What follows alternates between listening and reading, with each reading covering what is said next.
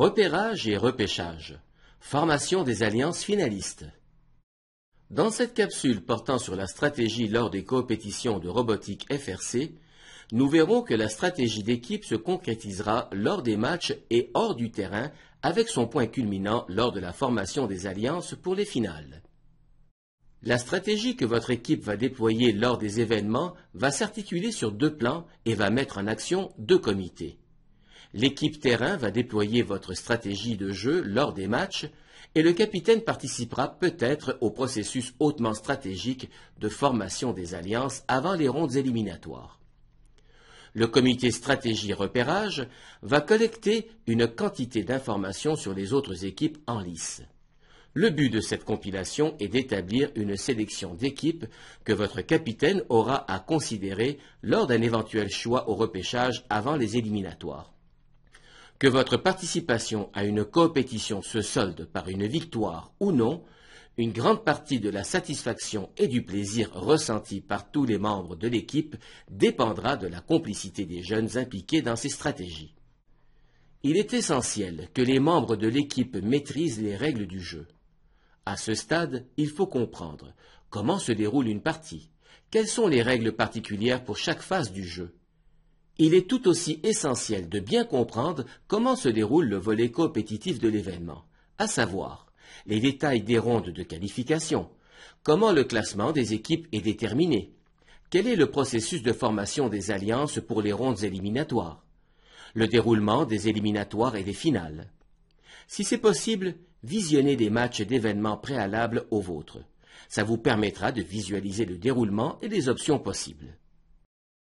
Alors que l'équipe terrain déploie la stratégie de jeu lors des matchs, voici les moments où votre comité de stratégie repérage a un rôle à jouer au cours des événements. Le comité de repérage sera actif dans la zone d'appui et autour de la zone de jeu. Il aura éventuellement à communiquer des recommandations de choix d'équipe au capitaine en vue du repêchage et des matchs éliminatoires.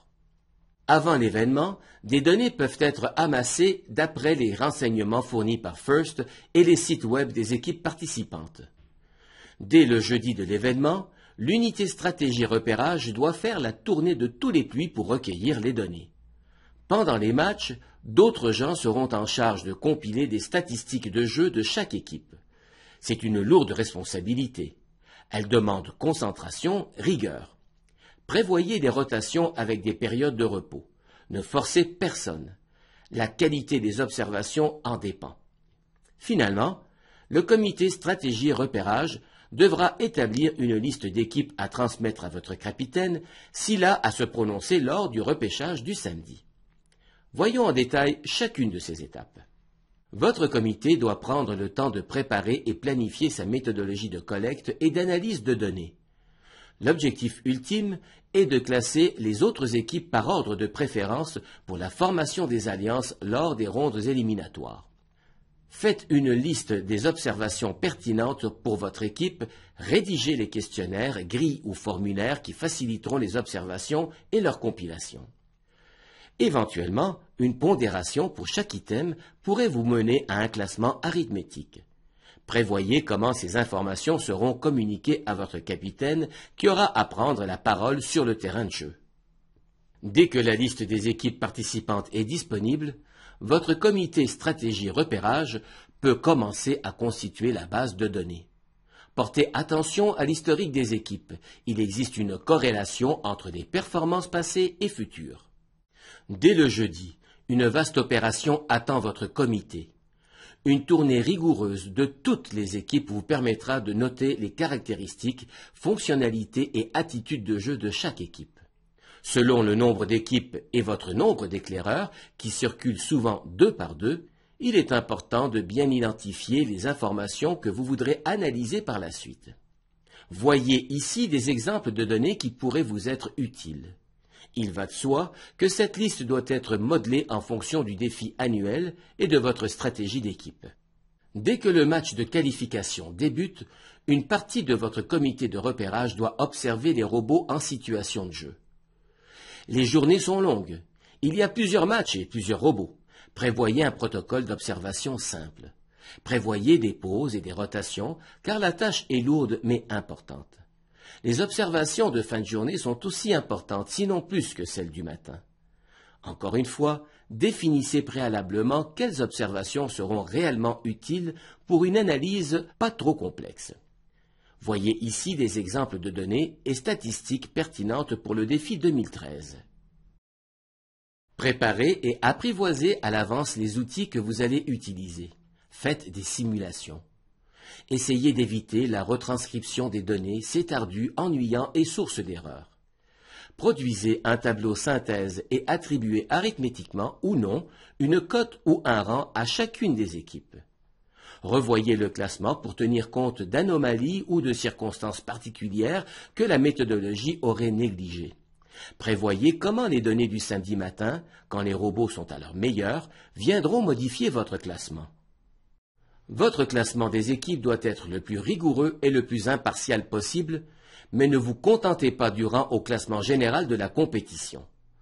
Vous devez être en mesure de produire une liste dès le vendredi soir ou samedi avant les compétitions.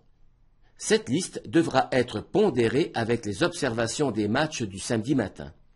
Concentrez votre réflexion sur les équipes qui se classeront vraisemblablement derrière vous au classement.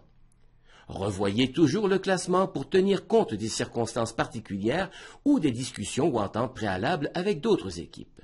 Sachez qu'il n'y a pas de pause statutaire le samedi matin entre la fin des matchs de qualification et le début du processus de formation des alliances. Donc, soyez prêts à fournir vos préférences à votre capitaine en très peu de temps. Aucune communication électronique n'est permise avec le capitaine durant la séance de repêchage. En toutes circonstances, ne laissez pas votre capitaine sélectionner une équipe au hasard. À titre indicatif, voici un sommaire de la procédure de formation des alliances pour les rondes éliminatoires. Lors du premier tour, les équipes les mieux classées vont s'associer en alliance ou former leur propre alliance. Lors du deuxième repêchage, le choix des équipes est très stratégique. Chaque alliance cherchera vraisemblablement une équipe qui complétera et s'intégrera à la stratégie commune. Les 24 premières équipes au classement sont certainement concernées, mais toutes peuvent être considérées pour d'autres motifs que le classement. Les capitaines doivent pouvoir faire un choix de façon stratégique. Tout repose sur la qualité du repérage qui a été faite par votre équipe. Voici une simulation du processus de repêchage lors des événements. Au début du repêchage, les capitaines de toutes les équipes sont invités à se présenter près du terrain dans l'ordre correspondant au classement après les matchs de qualification. Comme il y a 8 alliances à former pour participer au tournoi éliminatoire, les 8 premiers capitaines prennent position sur le terrain. Ensuite, toutes les autres équipes se rapprochent en conservant leur rang. La formation des alliances se fera en 2 rondes. Dans un premier temps, elle se fera de l'Alliance 1 à l'Alliance 8. Le capitaine de la première alliance a l'honneur de sélectionner une équipe et l'inviter à former une alliance. La sélection se fait toujours selon les recommandations du comité stratégie repérage, et ce pour toutes les équipes. Ici, le capitaine de l'équipe 1 invite l'équipe 2 et elle accepte. Maintenant, toutes les équipes avancent d'une position pour combler le poste de capitaine de l'alliance numéro 2.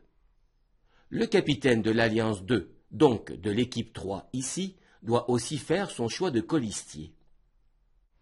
Il décide d'inviter l'équipe 5, mais le capitaine de l'équipe 5 a sa propre stratégie. Assuré de faire partie d'une alliance, il décline l'offre. En conséquence, l'équipe 5 ne pourra plus recevoir d'invitation. Le capitaine de l'équipe 3 se ravise et invite l'équipe 6 à le rejoindre. Et elle accepte. Les équipes 7 et suivantes s'avancent pour combler la position vacante. Le capitaine de l'équipe 4 se retrouve à la tête de l'alliance numéro 3.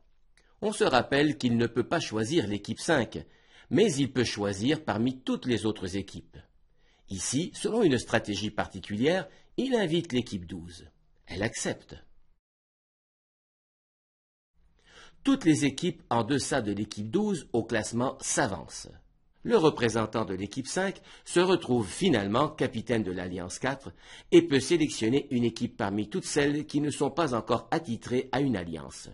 Et c'est ainsi que se poursuit la première ronde de repêchage. La deuxième ronde se fera dans le sens inverse, soit de l'alliance numéro 8 à l'alliance numéro 1. Le capitaine de l'alliance 8 fait son choix, et ainsi de suite.